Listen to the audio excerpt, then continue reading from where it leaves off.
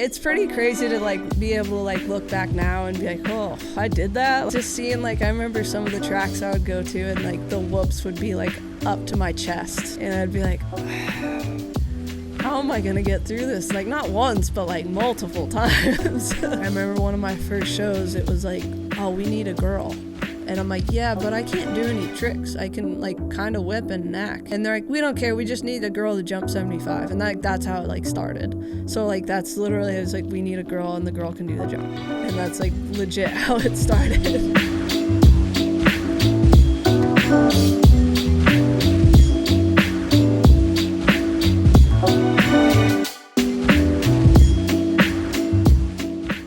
I met a gypsy.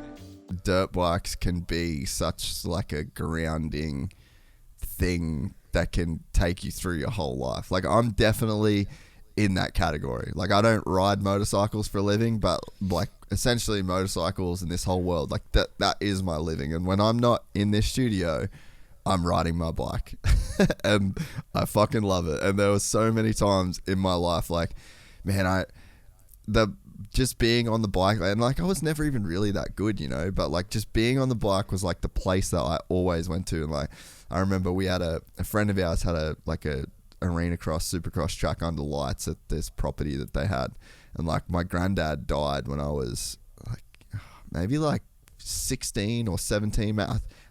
I got a feeling I was like in my last year of school, and like we were riding at the track at night. And then my parents just like rolled up to the track and they're like, hey, like your granddad's like, this is it. You know, he was in like a terminal care facility. And so we went there. We like literally said our last goodbyes. Like he wasn't, you know, really there.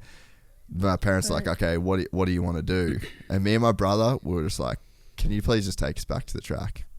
And like, we just went and just did laps all night. You know what I mean? And it's like, yeah. I really do feel thankful in my life that I've found that, you know, like you've just got this thing that it's like there for you no matter what. And it's like, it's you doing it. It's not like the bike is there. Like you've still got to get on and do it. But I don't know. It's like, it feels like there can be such a thing that can just get you through so much shit in your life.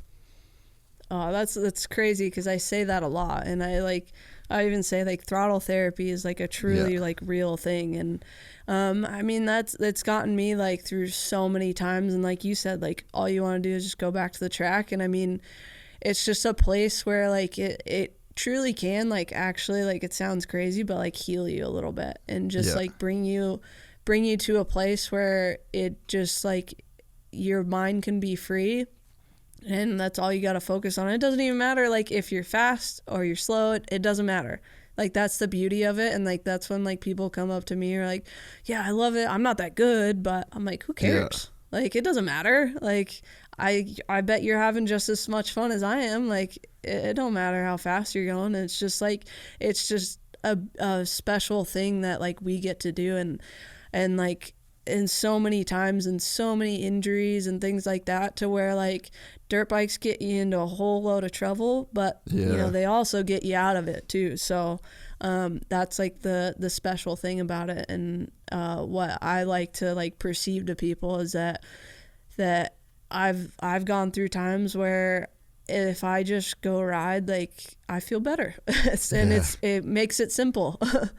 Yeah. And it was funny, man. I had like such a weird level of guilt around that for a while, like when I was younger, because I was like, oh, my granddad just died and all I wanted to do was go back and ride. But I don't think I could like quite put it into words, like how it was, like you said, throttle therapy, you know? Yeah. And I think too is like, especially like with my dad passing, like I now ride for him as well.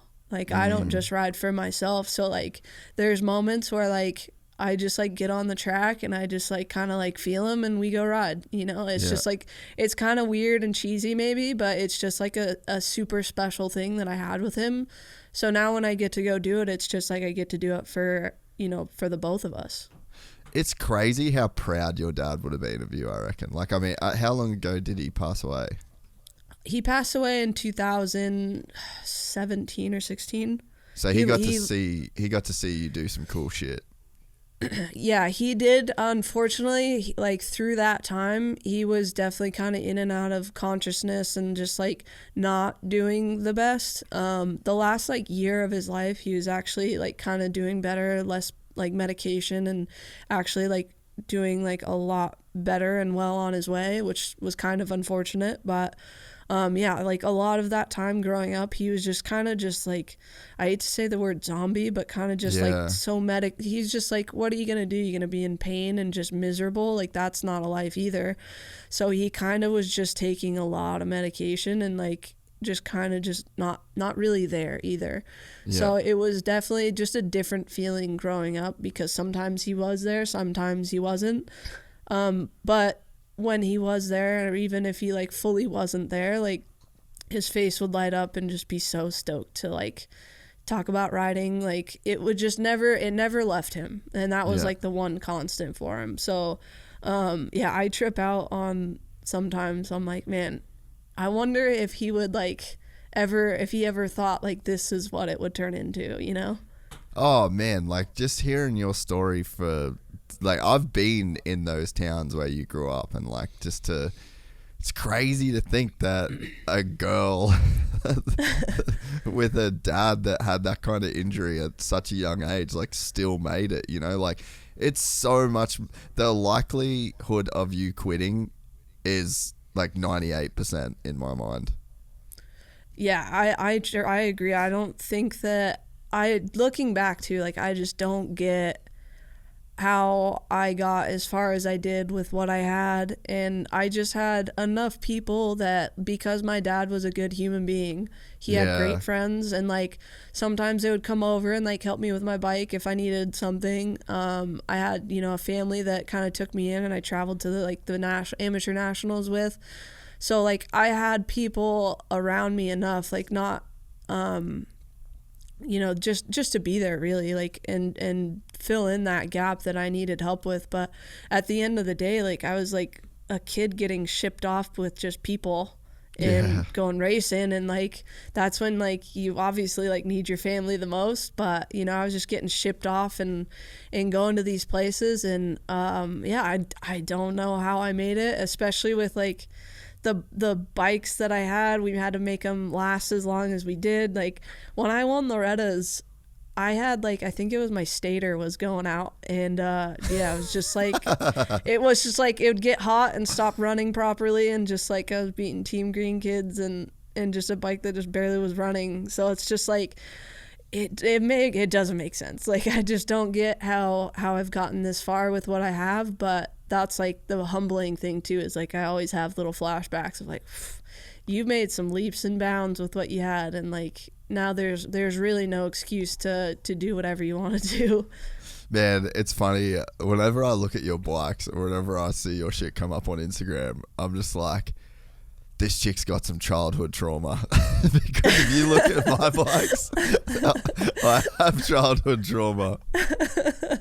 Yeah, and I think the best feeling ever now is like, if I break something, I'm like, yeah, it's no big deal. I can afford to fix it. And I'm like, sweet.